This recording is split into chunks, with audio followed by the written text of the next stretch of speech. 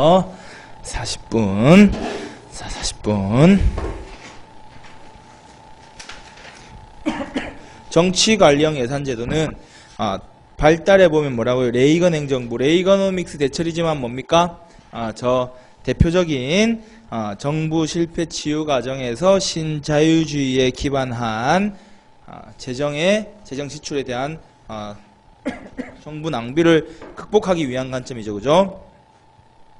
의의를 보면 행정부 수반이 레이건 대통령이 행정기관의 지출 한도 정해주면 그 안에서 지출 한도 안에서 각 행정기관이 가장 효과적으로 목표 달성해라. 그래서 대통령 바로 밑에 있는 미국은 대통령 직속으로 중앙예산기관이 있습니다. 그래서 관리예산처 OMB에서 각 부처별로 얼마 짜서 줄 테니까 이 안에 써. 그러면 특징으로 보면 탑다운 방식이죠. 그죠? 하향적인 관점이죠. 이것도 PPBS처럼 중앙예산기관이 각 부처별로 얼마 쓸 수 있을지 권한을 다 정해져 버립니다. 그럼 중앙예산기관이 그렇게 짠 금액에 대해서 국회에서 군소리 없이 받아들여 주겠습니까? 그래서 국회를 잘 설득해야 되는 게 중요하다. 관리예산처에서. 이때는 설득이 됐습니다. 왜? 자원난 시대를 극복하기 위해서. 회계연도죠. 그죠? 회계연도의 신축성과 연속성 강화. 예산 삭감을 주로 많이 했다.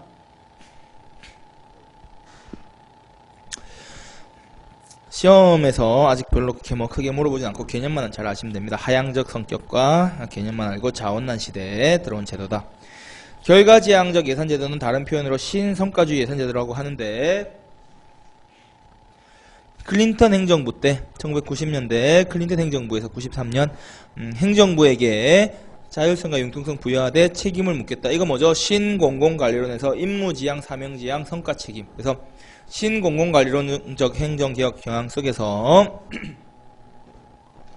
들어온 겁니다. 그래서 성과 중심의 관리를 하겠다는 겁니다. 다시 한번. 그래서 이전에는 산출물 중심이었다면 본격적으로 성과 중심 관리를 하겠다. 특징에 보면 관리지향적 예산제도로서 투입과 그에 따른 결과에 대해 관심을 가지는데 단순한 산출물이 아닌 성과, 결과에 대해 관심을 가진다. 그래서 기존의 성과관리나 PPBS의 성과 측정에 관한 것들, MBO 목표에 의한 관리 이런 것들을 다 고려해서 시장 원리 도입하고 신공공관리론적 행정개혁의 연장선에 있습니다.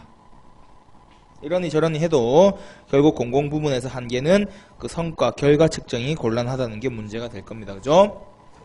다음 페이지 보면 기존의 PBS 성과주의 예산하고 신성과주의 예산, 결과지향적 예산제도의 비교 문제가 있는데 기존의 성과주의는 각 개별 사업 단위에서 그죠? 단위 사업별로 업무 수행량과 단위 원가를 비교해서 예산을 짰다. 그죠? 그래서 업무 활동에 따른 직접적 산출 이런 데 관심을 가졌다면 신성과주의는 성과 정보 결과 단위 사업이 아닌 사업을 묶은 프로그램 단위의 사업군 중심의 성과 관리가 이루어진다는 점에서 차이가 있다. 그래서 성과 정보를 다양하게 활용한다. 이런 것들이 특징이 됩니다. 프로그램 사업군 중심 이런 건 무슨 소리입니까? 다음 페이지 가면 프로그램 예산제도가 있습니다. 그죠? 그래서 프로그램 예산제도는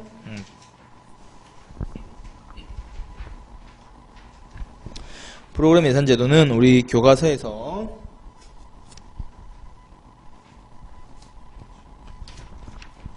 (742페이지) 보면 이런 식으로 위에 표 보시면 됩니다. 기존에는 어촌 관광단지 조성의 2억, 어촌 민속전시관, 어촌 체험관광마을 이거 다 뭡니까? 각각의 사업이 5개나 있는데 하나의 프로그램으로 어촌 종합개발사업이라 하나의 프로그램으로 묶이겠죠? 그래서 각각 사업에 이렇게 하느니 어촌 종합개발사업 8억 이렇게 던져준 다음에 그때 관광단지 조성하는 데 돈이 더 필요하면 여기 2.5억 쓰면서 민속전시관 1.5억 쓸 수도 있는 거고 그죠? 사업의 융통성을 부여하는 거죠. 그죠? 어쨌든 어촌 개발하는데 지나친 이런 칸막이보다는 사업군 단위로 묶어서 신축성, 융통성이 부여되는 거죠. 그죠? 우리 다시 프린트로 와가지고 이렇게 의의는 관련성 높은 몇 개 단위 사업을 하나로 묶어서 포괄적으로 관리한다. 특징은 공통 기능을 수행하는 조직 단위를 묶어준다. 단위 사업들 간의 칸막이 제거해서 운영의 효율성을 제고하고자 하는 겁니다. 프로그램 관리자가 자율성을 가지고 예산을 지출할 수 있겠죠. 조금 신축적으로 비용을 사용할 수 있을 겁니다. 근데 이렇게 신축적으로 사용하는데 이 밑에 보면 재정 집행의 투명성과 효율성을 제고할 수 있습니까? 이거 너무 좀 방만하게 운영되는 거 아닙니까? 라고 하면 프로그램을 짤 때 관리 시스템을 함께 운영해서, 왜냐면 이렇게 프로그램 예산제도 하면서 묶어놓고 8억 해버리면 속된 말로 관광단지 조성하는데 8억 다 써버릴 수도 있는 거죠. 그죠? 그래서 안일하게 이렇게 묶진 않습니다. 이 프로그램 예산제도 도입하면서 반드시 관리 시스템, 사업 관리 시스템을 연동해서 운영하기 때문에 어디에 어떻게 조성되고 있는지, 어디서 절감된 예산을 어디 부분에 더 투자하고 있는지를 우리가 다 시스템을 통해 확인할 수 있다. 일반 국민이 이해하기 쉽다. 자, 프로그램 예산제도보다 시험에서 여러분이 잘 만나게 되는 거는 밑에 있는 자본예산제도입니다. 자본예산제도까지 좀 잘 봐둡시다. 자본예산제도는 그 발달 과정 두 번째 칸 보면 스웨덴에서 30년대 하면 뭡니까? 1930년대 하면 한마디로 경제공황이 휩쓸던 시기죠. 그죠? 경제공황이 휩쓸던 사정 속에서 야, 이거 뭔가 재정정책을 펴야 되는데 미국처럼 막 테네시강 유해 개발사업 막 이런 거 하려면 뭡니까? 돈이 있어야 돼, 돈이. 그래서 위로 올라가면 정부 지출을 주머니를 나눈 거다. 경상적 지출과 자본적 지출로 주머니를 나누고, 일반 우리 인건비, 뭐 아까 봤던 인건비, 물품 구입비, 여러분 새로 공무원 뽑았다고 급여 주고, 새로 뭡니까? 이거 책상에 컴퓨터 사고, 볼펜 사주고, 그 다음에 건물 임차해서 쓰고, 이런 것들, 건물 임대료, 그 부동산비, 이런 것들 다 뭐죠? 일반 경상 운영 경비 이렇게 보면 됩니다. 다 경상비, 경상지출인데, 경상적 수입으로 경상적 지출을 충당한 대신에, 요런, 재정 정책 수행을 위해서 돈이 필요하잖아.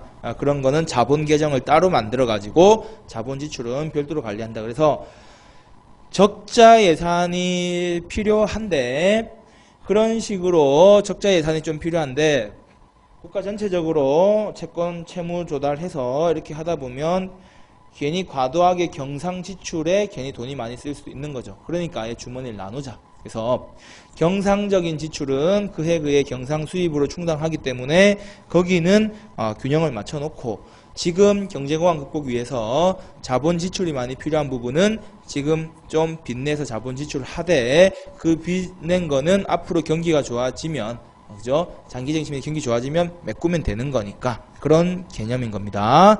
자, 그래서 자본예산제도는 의 마지막 줄에 가면 경상지출과 자본지출을 구분해놨기 때문에 복식예산, 주머니가 두 개라서 복식예산이다 이렇게 표현하고 있다. 장점은 국가 재정 구조 및 정부 순자산 상태 변동을 명확히 파악할 수 있다. 그래서 정부 지금 자본 지출을 위해서 발행한 공채가 얼마고 얼마의 빚을 지고 있고 이런 것들이 명확히 파악할 수 있다. 그렇게 빚을 낸 이유는 뭡니까? 경제 안정화를 가져오려고 해서 현 시점에서는 빚을 냈지만 그렇게 경기 조절 기능을 수행함으로써 장기적 관점에서 균형 예산을 맞추려고 하는 겁니다. 그래서 적자 재정을 정당화한다. 불경기에 적자 예산을 활용해서 어떻게든 유효 수요를 창출해 보려고 하는 겁니다. 그래서 지금 빚내 가지고 유효 창출하고 경기 좋아지면 그때 혜택을 본 미래 세대가 그때 세금으로 요 빚을 갚아 나가면 수익자 부담 원칙에 기여한다. 이런 성격이 자본 예산제도. 그래서 자본 계정을 따로 만들어서 지출한 게 자본 예산제도다.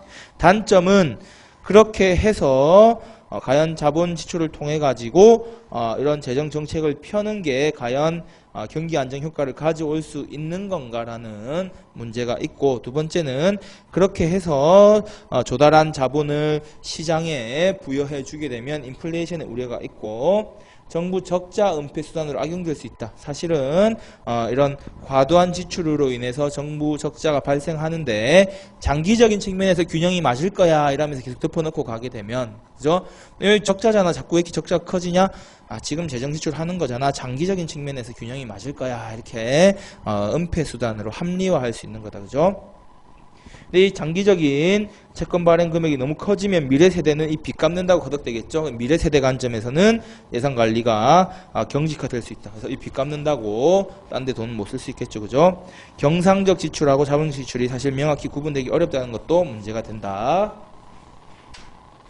이렇게 해서 예산제도 이렇게 발달 과정에 있는 전체적인 제도를 살펴봤습니다. 한 제도 하나하나를 개별적으로 물어보는 시험이 나오거나 예산제도의 발달 과정에 대한 설명을 옳지 않은 것은 해서 지문 1, 2, 3, 4에 해당하는 내용이 나올 텐데 지금 본 내용본 위주로만 기억해 놓으시면 이제 충분할 겁니다. 자, 23장 예산 과정론으로 한번 넘어가서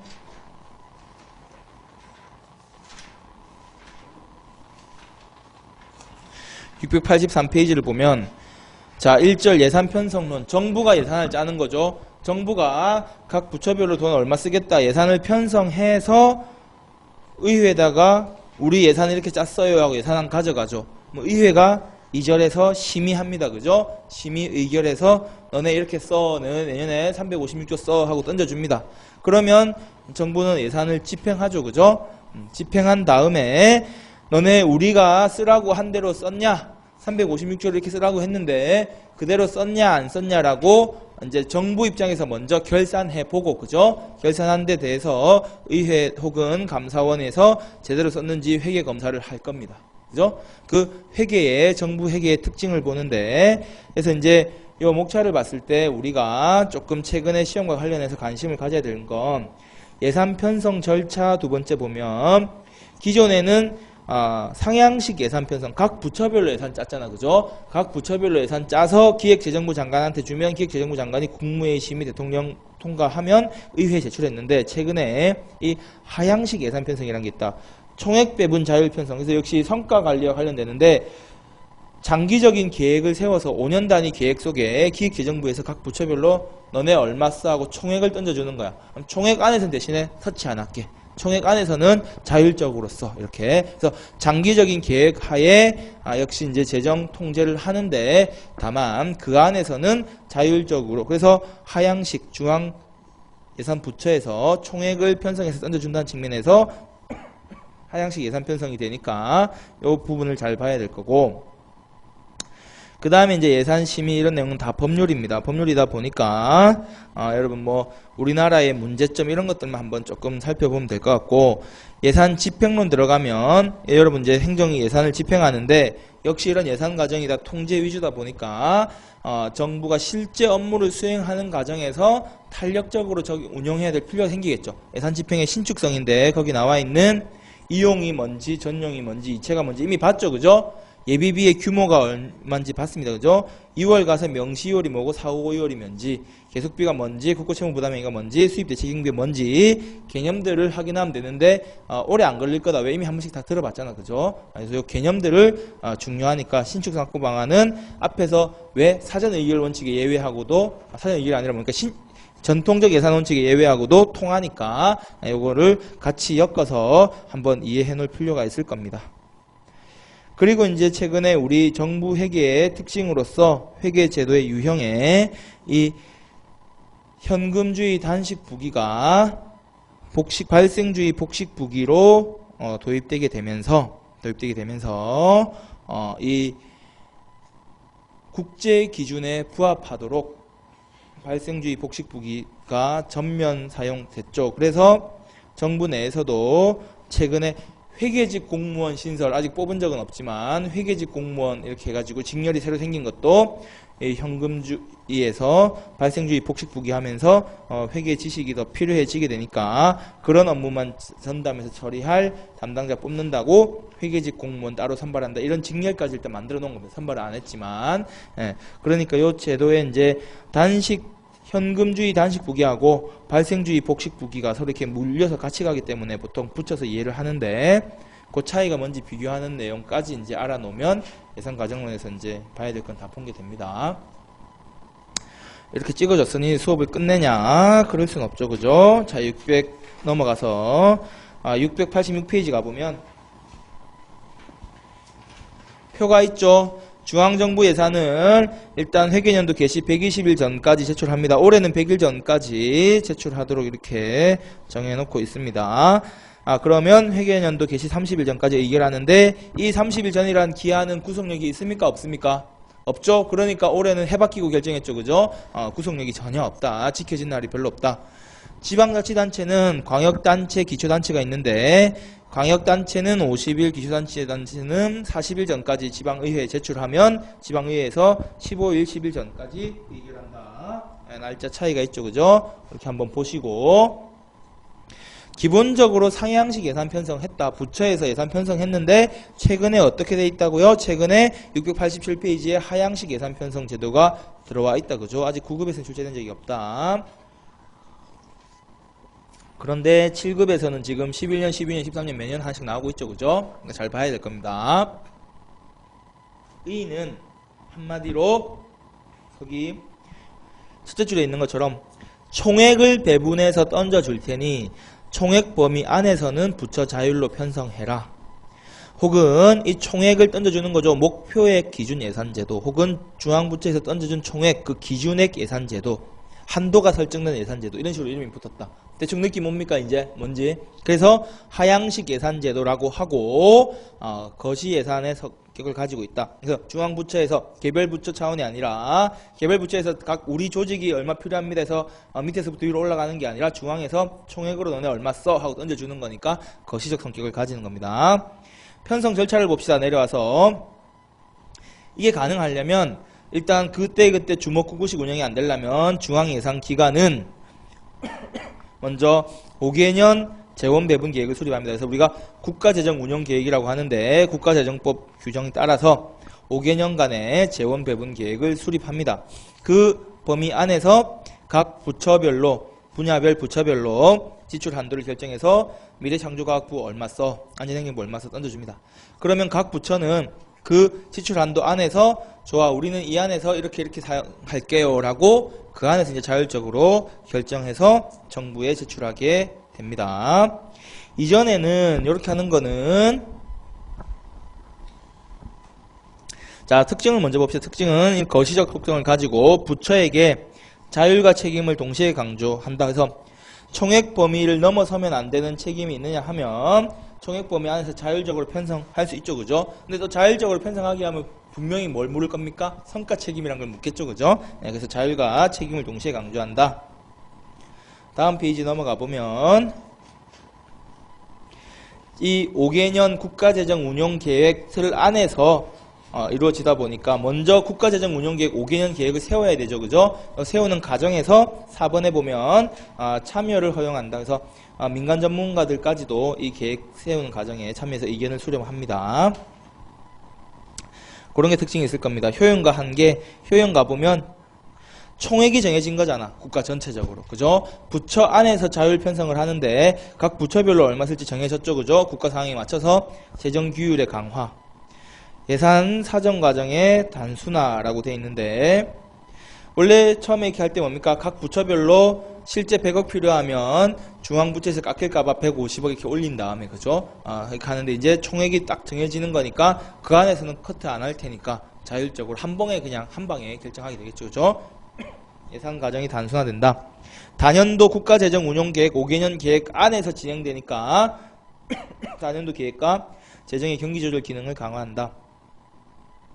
분야별로 부처별로 얼마 쓴다라는 걸 국무회의에서 함께 결정합니다. 그래서 그냥 기획재정부에서 미래창조과학부 10억, 안전행정부 10억 이렇게 끝나는 게 아니라 10억이 맞다고 결정됐으면 그게 국무회의에서 이런 이유로 안전행정부 장관도 앉아있고 미래창조과학부 장관도 앉아있고 그죠?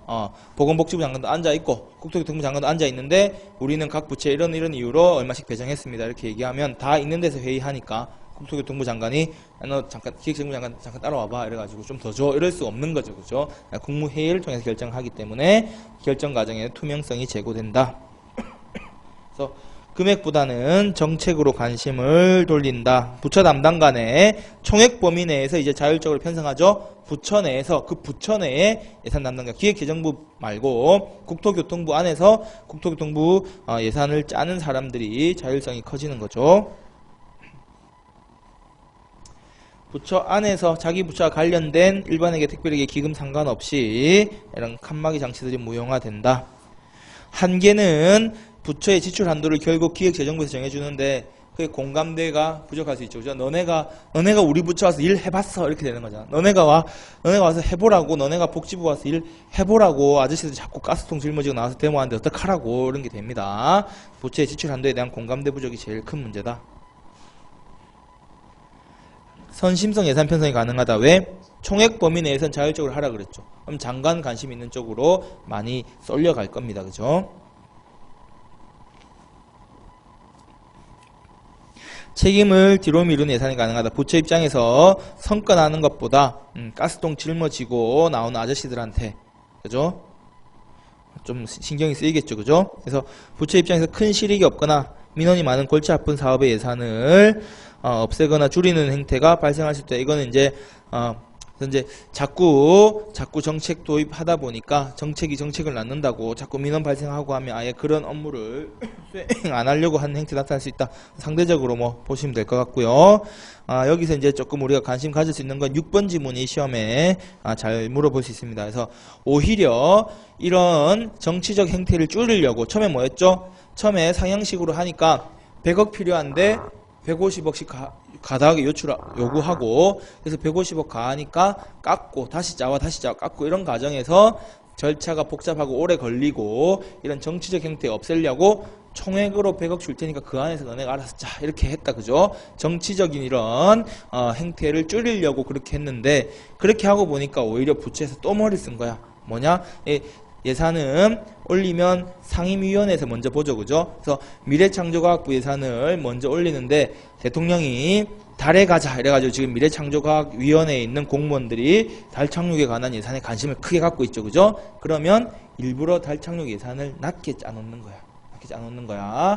그렇게 하고 다른 예산을 높이 짜놓는 겁니다. 그러면 의회에서 심의하는 과정에서 야 이거 지금 대통령이 달 가는 거 관심 많은데 미래창조과학부 예산 더 올려야 되는 거 아니야? 이렇게 이제 논의되게끔 오히려 정치적 행태가 다시 그렇게 나타나더라. 이런 부분들이 있습니다. 왜냐하면 거기 6번 볼까요? 중앙예산기관이 정한 총액 한도 내에서 의원들의 관심이 높은 예산 사업은 소규모로 일부러 우선순위를 낮게 설정한다. 왜? 국회가 예산 심의하는 과정에서 증액되게 되는 부분은 부처 한도의 제한을 받지 않기 때문이다. 그래서 원래 미래창조과학부 100억 쓰는데 100억을 제일 관심 많은 거 빼고 100억 잡아놨다가 그거 다 그렇게 하고 그 관심 있는 사업에 뭐 50억 더하게 되면 실제 150억 집행하는 게 돼버리는 거겠죠. 그죠? 심의 과정에서 그런 거 생각한다. 예산의 형식은 뭐라고요? 총세출, 계명고 이렇게 있다 그랬죠. 그죠? 그래서 자 다음 페이지 넘어가서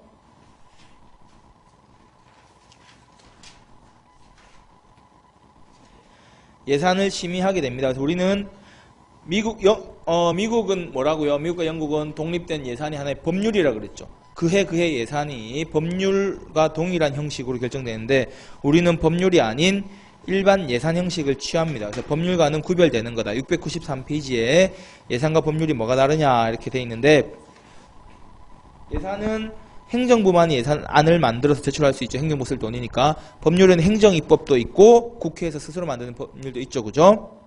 예산은 날짜의 제한이 있습니다. 왜냐하면 회계연도 개시하기 전에 금액이 확정돼야 되니까. 법률은 그때그때 필요할 때마다 필요한 법을 제정하는 거죠. 기간 제한이 없습니다. 예산안 각 항의 금액 증액 및 세비목 설치 제한 이건 뭐냐면 의회 심의 과정에서 그래서 내가 대구 북구 출신의 국회의원인데 야 이거 대구 북구 관련된 정책이 하나 도입될 대구에 관한 정책이 있는데 내가 이거 우리 지역에 표 많이 받으려고 금액을 행정부가 정해놓은 것보다 확 높일 수는 없는 거죠. 그렇게 되면 또 국회의원들이 정치적 행태를 벌이겠죠. 그래서 예산 각 항의 금액 증액할 때는 행정부 동의를 꼭 받아야 된다. 그래서 행정부 동의 없이 예산 각 항의 금액 증액이나 새로운 항목을 비목을 설치하는 게 제한된다. 법률은 법률 조문 만드는 건 의회에서 자유롭게 할 수 있죠. 그죠? 법률 내용에 대해 대통령 거부권 행사할 수 있는데 예산안이 국회에서 통과되면 대통령이 금액 너무 작아 하고 거부권 행사할 수는 없는 거다. 예산안에 대해서는.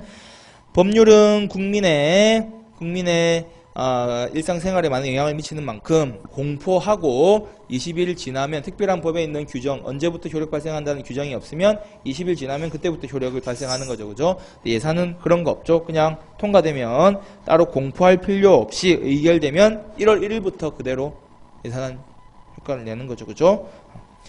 예산은 한 회계년도 독립의 원칙에 따라서 1년 동안 국가기관을 구속하는 겁니다. 그죠?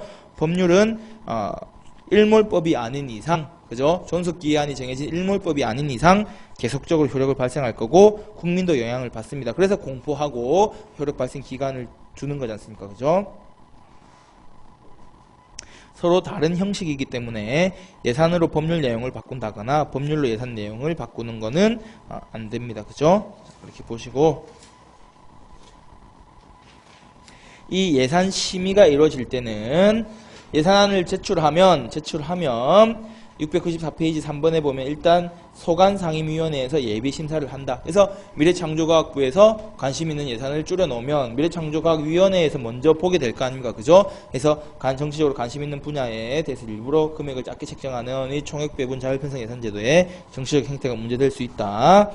요 상임위원회별로 미래창조과학부 예산 문제 없어.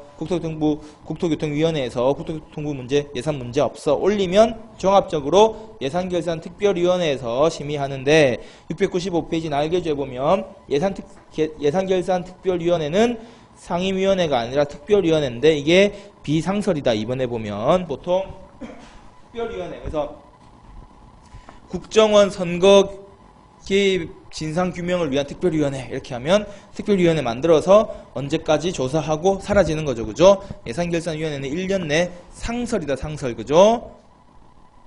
상설 뭡니까? 상비군 상설 항상 열리는 거죠. 그죠? 예산 문제 다루기 위해서. 그래서 이 예산결산특별위원회에서 각 소관 상임위원회에서 거쳐서 올라오면 전체 내용을 이제 검토한 다음에 예결위에서 결정을 하게 됩니다. 그리고 예결위에서 이제 오케이 되면은 본회의 넘어가고, 본회의에서는 예산결산특별위원회에서 오케이 되면 본회의에서는 보통 다 통과시킵니다. 왜? 예산결산특별위원회에 이제 예산 전문가들이 들어가 있는데 그 전에 자기 관심 분야는 이미 각자 자기 소관 상임위원회에서 다 검토해 본 거잖아. 그죠? 그 다음에 이제 예결위에서 전체적으로 통과되면 보통 확정되게 됩니다. 밑에 우리나라 예산 심의의 특징 보면 1번 단년도 예산 중심이다. 그죠?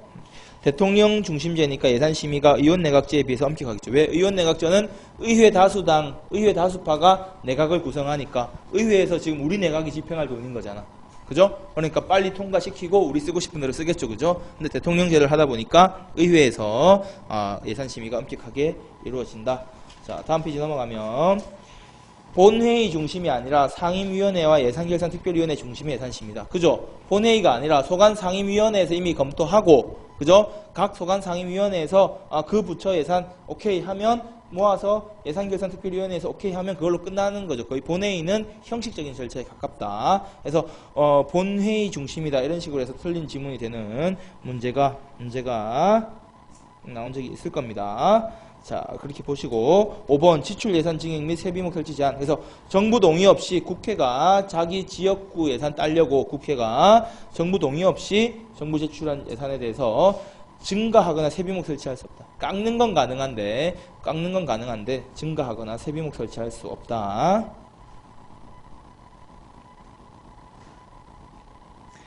이렇게 보시고 이렇게 이제 결정되면 예산을 집행하게 됩니다. 701페이지로 가서 예산 집행의 신축성 부여 방안이 이렇게 나옵니다. 그죠? 하나씩 개념을 보면 702페이지 이용은 뭐라고요? 이용이니까 입법 과목 간의 융통이다. 그죠? 의회에서 해당하는 지출의 용도 얼마라고 정해놓은 입법 과목 간의 변동이 예산의 이용입니다. 표로 바로 가봅시다. 이용은 입법 과목 간의 변경이다. 그죠? 그래서 원칙적으로 국회 의결을 필요로 합니다. 국회 의결과 함께 기획재정부 장관도 역시 승인을 해야 된다. 전용은 뭐라고요? 행정 과목 간의 변경인데 행정부에서 정할 수 있는 행정 과목 간의 변경이기 때문에 국회 의결은 받지 않지만 뭐라 그랬죠? 행정 과목 내에서 행정부 내에서 예산 과정을 통제하는 기획재정부 장관의 승인은 받아야 된다. 그죠? 이걸 제가 저번 시간에 말을 좀 막 했습니다. 구분 안 하고. 공통점은 둘 다 예산 한정성 원칙의 예외인 거고 예산 집행에 신축성을 부여한다. 이체는 뭐라고요? 이체는 소관 업무의 변동. 그래서 이번에 보면 뭐라고 되어 있습니까? 정부 조직 등에 관한 법령 제정 개정 폐지로 인해서 직무상 변동이 생긴 거야. 그죠? 조직이 없어지거나 우리 조직이 하던 일인데 그 업무를 보건복지부 산하에 식품의약품안전처가 있었는데 국무총리실로 옮겼다. 그죠? 박근혜 정부에서. 그러면 보건복지부가 가지고 있던 식품의약품안전처 관련된 예산을 국무총리실로 넘겨줘야 되겠죠. 그죠? 그런 조직 변경이니까 이체다. 이체. 예비비는 개념이 뭐라고 되어 있습니까? 둘째 줄 끝에 보면 일반회계 예산 총액의 100분의 1 이내의 금액을 예비비로 세입세출 예산에 계상한다.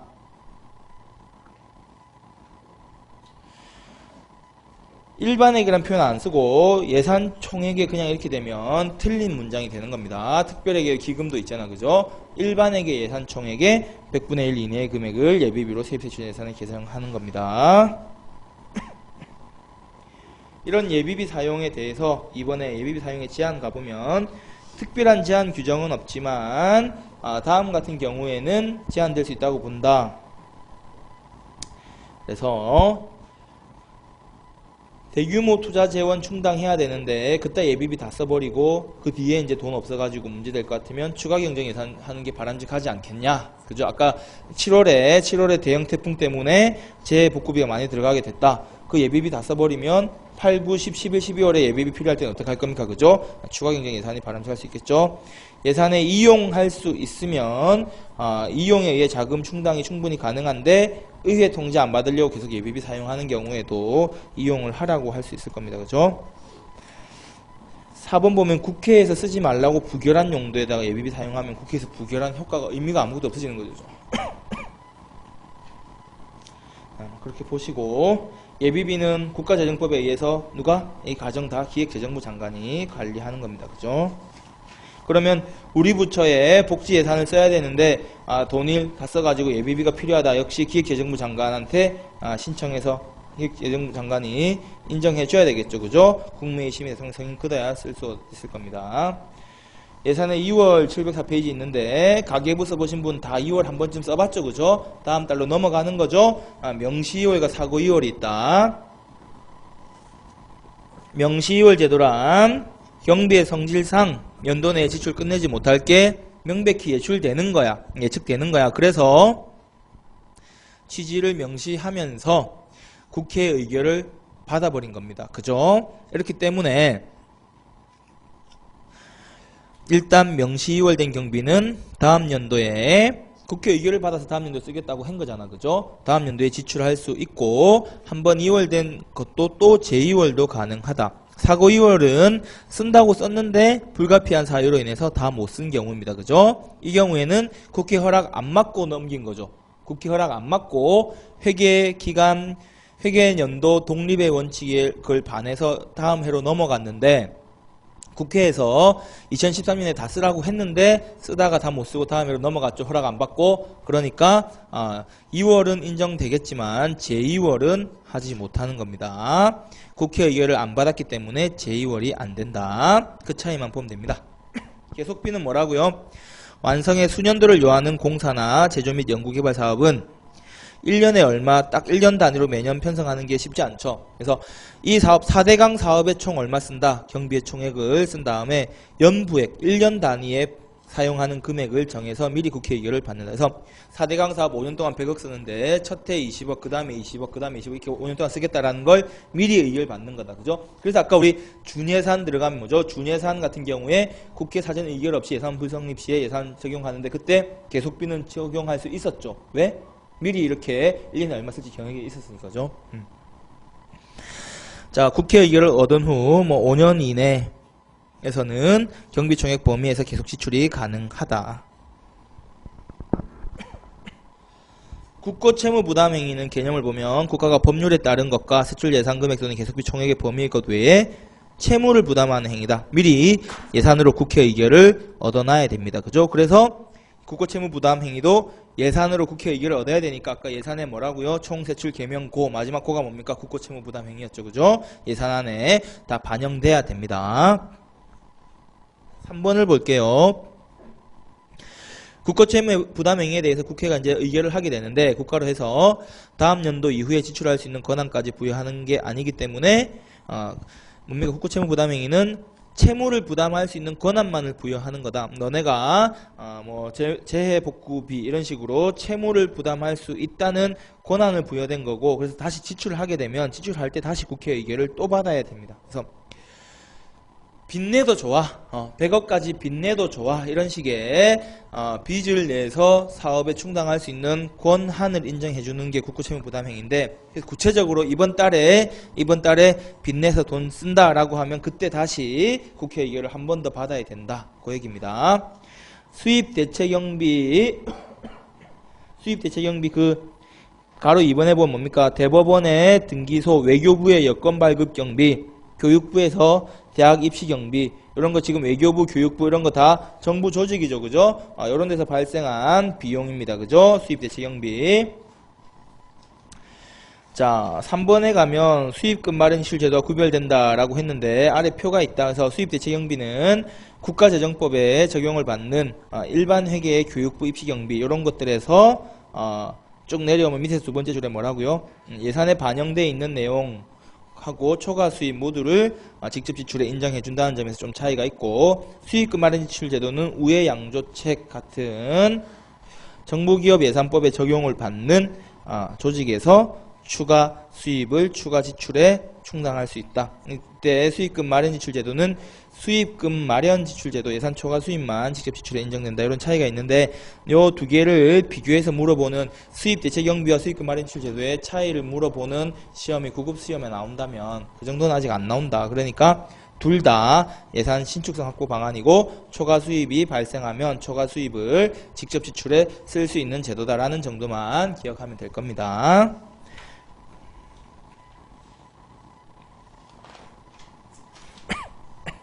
(711페이지) 가보면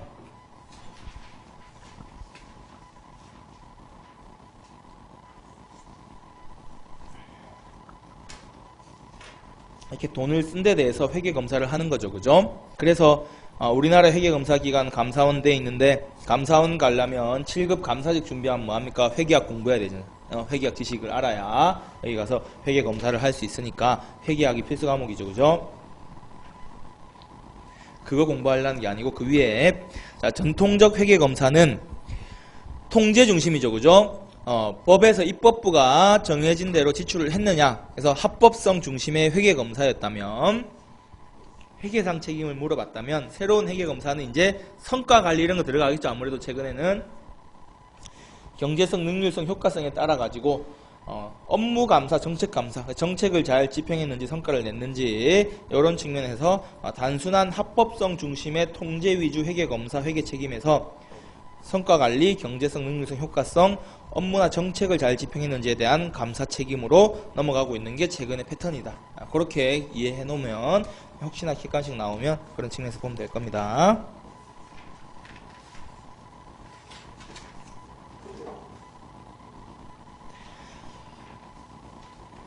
자, 마지막으로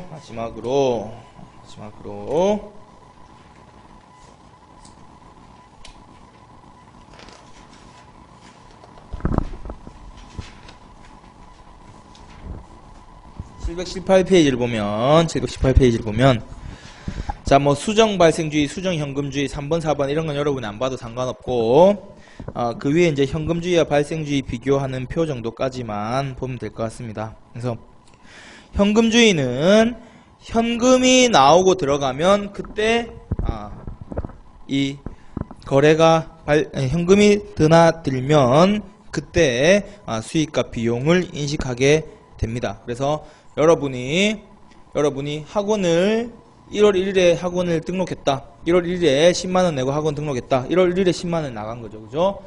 근데 이 1월 1일에 끄는 학원비 10만원이 뭡니까? 2월 28일까지 2달짜리 과정이면 2달 동안 나누어서 지금 이 여러분의 비용이 발생하는 거고, 2달에 나눠서 여러분에게 학원 수강증이라고 하는 이 수강증, 이 자산이 생긴 거죠, 그죠? 그 차이가 현금주의와 발생주의입니다. 그래서 현금주의는 현금이 들어왔느냐 현금이 나갔느냐. 그래서 여러분 가계 붙을 때 1월 1일 엄마한테 생활비 100만원 100만원 적고 지출 1월 2일 학원비 10만원 하면 남은 잔액 90만원 이렇게 단순하게 현금의 드나듦으로 계산하니까 계산하기가 쉽죠. 그죠? 대신에 통제하기 쉬운 부분도 있습니다. 딱 현금이 들어왔느냐 나갔느냐 가지고 평가하니까 현금이 안 들어오면 안 들어온 거죠. 그죠? 발생주의는 뭡니까? 그 기간을 가지고 거래가 이루어지는 기간을 보는 겁니다. 그래서 학원비 10만원 썼는데 거래가 발생한 기간으로 보다 보니까 수익의 획득과 비용 발생뿐만 아니라 성급 비용 선수 수익 이런 게 뭡니까? 일단 여러분이 1월 1일 날 학원비 10만원 내면서 단지 현금이 나가고 지출만 나간 게 아니라 여러분에게 학원 수강권이라고 하는 이 자산이 생긴 거죠. 학원 수강권이라는 게 2달짜리. 그래서 미지급 비용, 미수수익 이런 게 뭡니까? 미수수익이란 게 2달 동안 학원에 다니면서 학원 다닐 수 있는 권리 있죠. 자산. 이게 생긴 거잖아. 그죠? 2달 가기 전 동안 계속 그 자산이 인식되는 겁니다. 그래서 감가상각이 가능하다. 비용으로 인식이 된다. 그래서 이제 이 현금주의와 발생주의 차이 해가지고 미지급 비용, 미수수익, 감가상각, 대손상각 이런 것들이 이제 다 인식된다는 건데 쉽게 생각하면 이런 게 있어. 학원 강의가 그거 하면 온라인 강의 생각해보면 여러분이 1월 1일에 온라인 강의를 끊었는데 1월 11일 보자. 온라인을 10만원 주고 온라인 강의를 하나 끊었는데 요게 수강 기간이 90일짜리다 이렇게 되면 뭡니까? 요 온라인 상품 같은 경우에는 그럼 1월 10일부터 90일이면 뭐 2월 10일, 3월 10일, 4월 10일까지 가니까 1월 10일부터 4월 10일까지 기간 동안에 여러분에게 이 기간 동안 여러분에게 자산이 생긴 거죠. 이 온라인 이용권이. 그럼 현금주의에 하면 1월 10일 날 10만원 현금 지출 끝난 거죠. 그죠? 얘들은 요 기간 동안. 그래서 이 회사의 입장에서 뭡니까? 회사에서 현금주의를 하면 1월에 10만원 매출 발생. 반대로 이제 이 온라인 회사는 교육회사는 1월 10일 세종공무원 그 수입 발생 끝 이렇게 되는데 발생주의를 취하게 되면 어떻게 됩니까? 요 4월 10일이 끝나기 전까지는 10만원이란 내수입이 아닌 거야. 그죠? 그러면 10만원을 나누기 90일 하면은 하루당 비용이 나오겠죠. 그죠? 그러면 하루당 매출이 매일매일 발생하는 것과 같은 효과인 거죠. 그죠? 그래서 냉정하게 한다면 어떤 시점에 환불을 하게 되면 이 일수로 곱해가지고 남은 기간을 다 환불해 줘야 되는 게 맞겠지만 이런 계산이 복잡하니까 보통 학원은 어떻게 교육시설의 설치 운영에 관한 법률에서 뭐 2분의 1까지 얼마 3분의 1까지 얼마 그 법에 아예 규정을 해놓은 거죠. 그죠? 근데 온라인 같은 경우에는 그 법 규정이 적용되지 않기 때문에 학원시설의 운영 설치에 관한 법이 그 적용이 안 되기 때문에 여러분 만약 동영상을 원장님이 보고 계시려나? 동영상을 이렇게 수강했는데 학원 규정에 의해 가지고 막 이렇게 하잖아요. 그죠? 그러면 무슨 소리 합니까? 내가 지금 공정거래위원회 전화해 봤는데 일자로 계산해도 된다고 하던데 이거 뭐 신고하겠다 신고하겠다 막 이렇게 나오면 이렇게 막 계산해가지고 죄송합니다 원장님 막 이러면서 이렇게 돌려받을 수 있는 게 뭐다? 일자별로 이제 발생주의를 하면 날짜별로 쪼개서 그러니까 정부 지출도 마찬가지죠. 그래서 12월 1일에 정부 지출이 발생했는데 이 사업의 성과가 4월까지 이어가는 거다 이렇게 하면 이전에는 현금주의로 하면 12월에 지출하고 끝. 그러면 2013년 예산에만 반영되고 끝났다. 그죠? 발생주의를 하면 2014년까지 4개월 동안 계속 반영되는 거죠. 이 지출과 비용이. 여기서 이렇게 했을 때 날짜별로 이렇게 끊어서 가게 되면 1월 10일 지금 시점에서 뭡니까? 앞으로 89일 동안 남아있는 이 비용은 지금 내한테 현실화되어 있진 않죠. 근데 앞으로 받게 될 거죠. 그죠? 예. 선수 수익 미리 받은 거죠.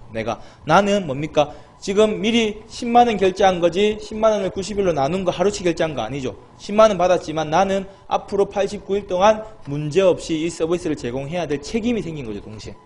그죠? 날짜별로 쪼개져 있다고 생각해보면 이렇게 보면 나는 아직 선수 수익 내가 89일치를 먼저 받은 거냐 마찬가지인 거야. 중간에 사회생김 돌려줘야 되니까 먼저 선수 수익이 있고 여러분 입장에서는 아직 여러분에게 지급되지 않은 이런 미지급 수익 혹은 이런 미지급 비용 이런 문제 생기는 거죠. 그죠? 그래서 현금주의 하면 그날 돈 나가고 끝나는 건데 발생주의를 하면 거래가 발생한 그 90일이라는 기간 동안 나누어서 그 기간을 전체를 고려하다 보니까 아직 현실화되지 않은 미지급이죠. 현실화되지 않은 수익과 비용 혹은 여러분 먼저 90일치 다 낸 거잖아. 그죠? 선수 비용 혹은 선수 수익 이런 개념이 생기는 겁니다. 그죠? 그래서 여기 표 보면 현금주의에서는 미지급 비용 미수 수익 고려 안 된다.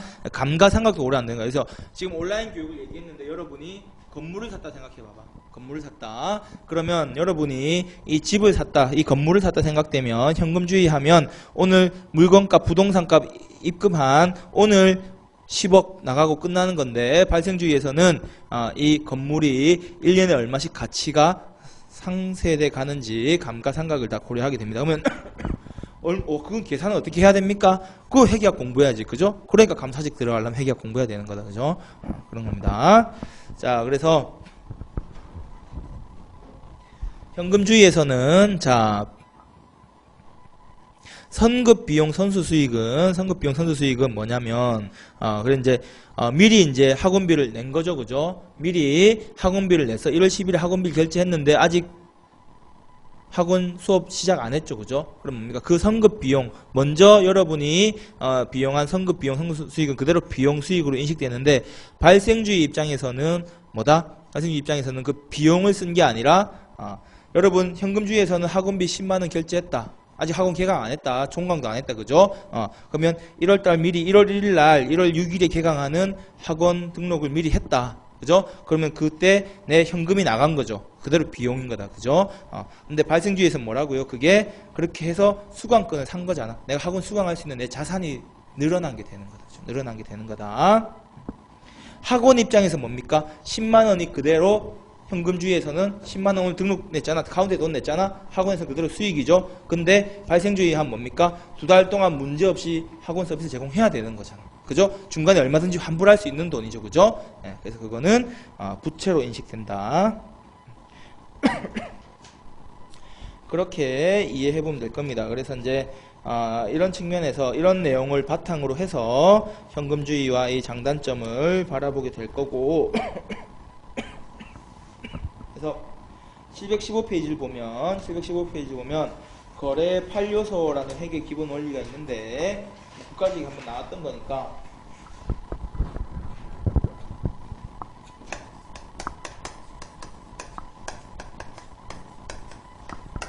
그래서 여러분 이제 공무원 돼가지고 비용 하나 써가지고 돈 쓸 때마다 상사한테 이런 용도로 돈 썼습니다 하면 회계 전표를 올릴 겁니다. 그죠? 회계 전표를 올리면 이전에 이제 뭐 우리가 현금주의 할 때는 그냥 어떤 용도에 얼마 이렇게 하고 끝났겠죠. 그냥 가계부 쓰듯이 교육비 온라인 직무상 교육이 필요해서 온라인 교육비 얼마 지출 이렇게 끝날 건데 이제 그게 아니라 이 발생주의를 하게 되면 복식부기 그래서 이 차대변을 같이 쓰게 됩니다. 그래서 차변이 보통 이렇게 자산의 증가를 기준으로 여러분 생각해 보세요. 자산 증가 그럼 반대는 뭡니까? 자산의 감소겠죠. 자산의 감소. 자산이 증가하려면 돈을 내고 물건을 산 거죠. 그죠? 비용이 발생했죠. 그죠? 돈 내고. 비용 발생에 대비되는 개념은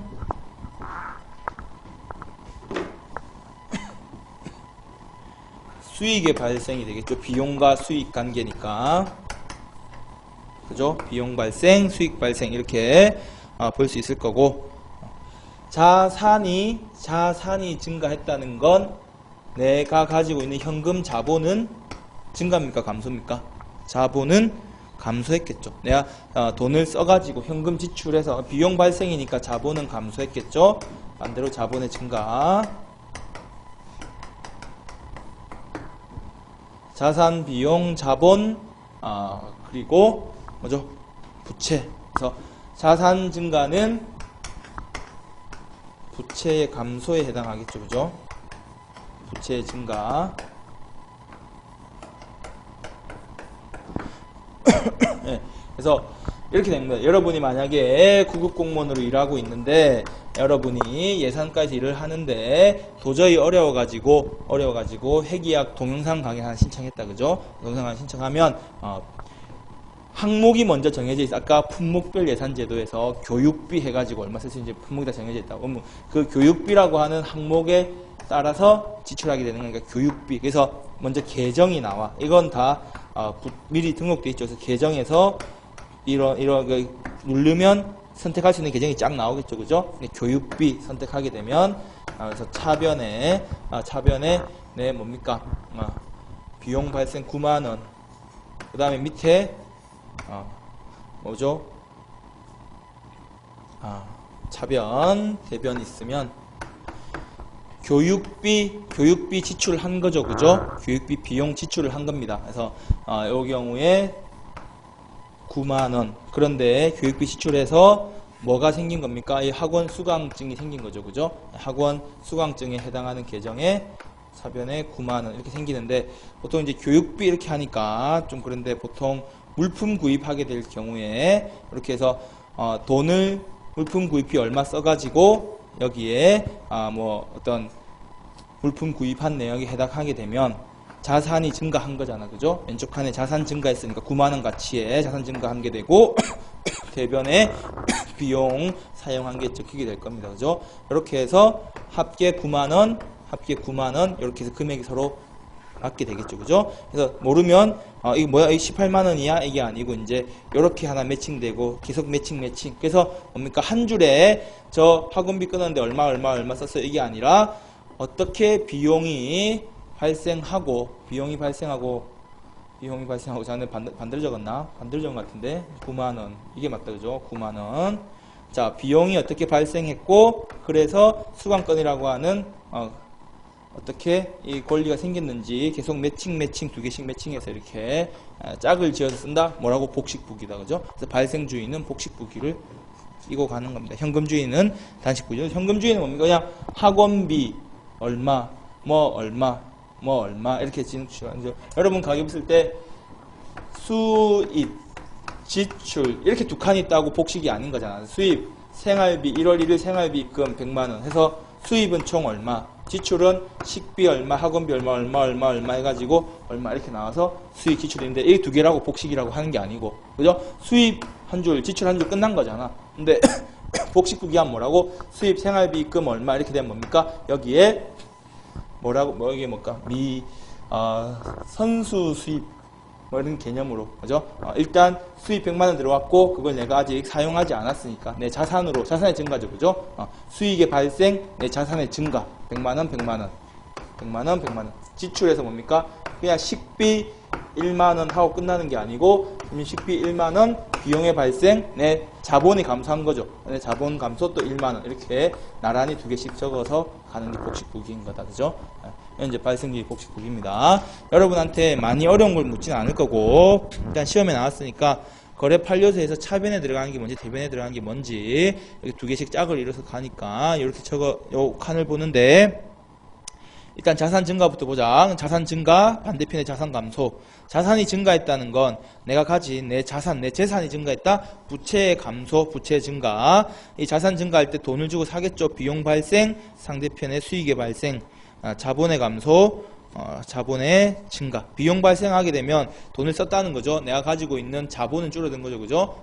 같은 칸에 같은 성격으로 볼 수 있을 겁니다, 그죠? 자산 증가, 자산이 증가하는 건 돈 주고 물건 산 거지. 비용 발생, 돈 썼으니까 자본은 감소, 자산 증가했으니까 부채도 감소. 이렇게 보면 될 거고, 자산의 감소는 부채 증가랑 볼 수 있을 거고, 돈 쓴 거 자본 증가는 수익 발생으로 볼 수 있을 겁니다, 그죠? 그래서 차변에 대변에 각각 칸에 이제 양쪽 칸을 한번 그렇게 매칭해서 볼 수 있을 거고, 717페이지 가서 단식부기, 복식부기 보면 단식부기는 그래서 기장의 대상이 뭐라고요? 현금 수입과 지출 내용을 기장하는 거고, 복식부기는 현금 드나든 거 외에 모든 재산의 증감, 손익 발생 상태 전체를 다 쓰는 거다, 그죠?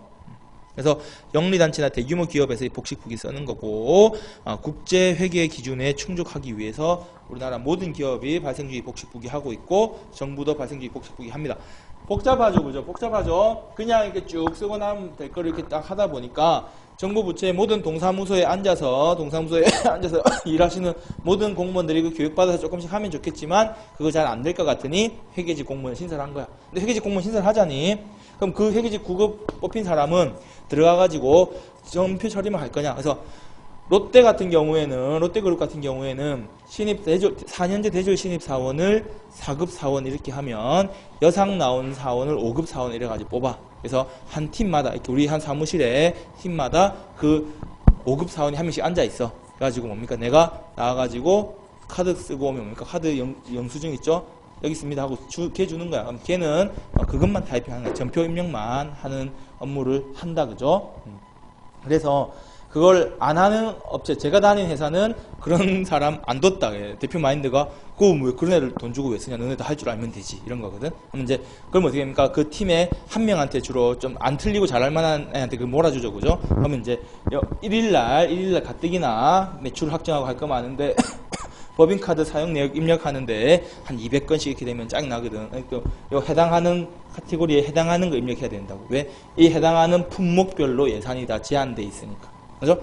복리후생비 식대 제한돼 있는데, 그래서 우리 팀이 보다 보니까 밥을 너무 많이 처묵처묵했다. 그래서 하면 복리후생비 식대 가지고 계정이 넘칠 것 같으면 살짝 회의비로 이렇게 회의비 계정에 넣으면서 회의 문서 하나 만들어야 됩니다. 가라로 며칠날 무슨 회의 했음 해가지고 회의비는 회의 보고서가 있어야 되니까 회의 보고서 그때 또 하나 만들고 그런 거를 이제 유들이 있게 잘 그런 거 했었죠. 하다 보면 시스템이 뭡니까? 전사에 우리가 ERP라고 하는 전사적 자원관리 시스템 통합돼 있죠, 그죠? 막 사무실은 막 다 떨어져 있어도 이 시스템 하나니까 여기에 이제 여러 부처에서 막 다 입력할 때 되면 버벅거립니다. 마지막에 입력 눌렀는데 날라가 버리면 다시 처음부터 입력해야 되는데 입력할 게 막 200개, 300개씩 되다 보면 적당히 좀 먹을 걸 말하면서 이제 후회되는 이런 상황이 초래된다. 근데 그래서 롯데 같은 데서는 아예 5급 사원 뽑아서 하는데 회계직 공무원을 9급 공무원 뽑아가지고 그럼 그 사람은 평생 9급만 할 거냐고. 8급, 7급 또 올라가야 될 거 아닙니까? 9급도 해서 그 일만 하던 분이 8급, 7급 올라가면 무슨 일을 할 거냐고. 일반직 공무원 순환보직 하다가 그 사람은 그거 한다고 뽑았는데 순환보직 시킬 거냐고. 그죠? 그러니까 신설만 해놓고 정작 사람을 뽑지는 않고 있죠. 그죠? 회계직이란 새로운 직렬 신설됐을 때 사람들이 굉장히 많이 기대를 했었죠. 특히 이제 신설됐을 때가 세무직을 너무 안 뽑을 때라서 세무직 하는 사람들 어차피 회계학하니까 회계직 치면 되겠다 했는데 채용 공고를 보니까 채용 선발 인원은 0명 뭐 이렇게 되니까 굉장히 좀 그랬던 것 같습니다. 자, 단식부기, 복식부기 그리고 연관시켜서 필연적으로 발생주의 복식부기지 발생주의 단식부기 되겠습니까? 안 되죠, 그죠? 네. 그래서 그런 관점에 718페이지 내용까지도 한번 보고 굉장히 어렵게 들어가가지고 막 물어보기에는 한계가 있습니다. 회계학 시험도 아니고 개념하고 여기 이제 현금주의 발생주의 비교해서 현금 측면이냐 쌍방 이 거래 발생 측면이냐 그래서 성금 미지급 감가 삼각 이런 것들에 대해서 발생주의는 단순한 욕한 정도까지만 기억하면 될 것 같아. 뭐 상환, 이자, 무상거래 이런 것까지는 사실 안 봐도 될 것 같고 선급 비용 선수 수익을 말 그대로 비용 수익으로 현금은 돈이 발생 비용했느냐 수익이냐 본다면 발생주의는 비용이 발생해도 돈을 쓴 게 아니라 뭐죠? 학원 수강권이 생긴 거죠. 자산. 학원 입장에서 수익이 아닌 거죠. 왜? 2달 동안 학원 서비스 해줘야 되니까 채무가 생긴 거죠. 부채. 그렇게 하고 미지급, 미수수익, 감가상각 이런 거는 반영이 안 된다. 이런 것까지 보시면 객관식 시험에서 좀 다 커버가 될 것 같습니다. 그렇게 하고 재무행정 일단 마무리하고 그 다음에 26일 날 간단하게 문제통해서 보고 그때 지금 밀려있는 복수명 자료들을 일단 다 나눠드리도록 해보겠습니다. 그래서 나머지 이제 지방도 그때 보고 어쨌든 26일 이후에 더 수업 안 할 겁니다. 그래서 26일엔 우리도 힘들고 나도 힘들고 그죠? 26일에도 이렇게 얼마 몇 시간 만에 끝날지 모르겠으나 40분 한다더니 그죠? 딱 60분 했다 그죠? 어쨌든 26일에 우리 끝낼 수 있도록 그렇게 해봅시다. 수고하셨습니다.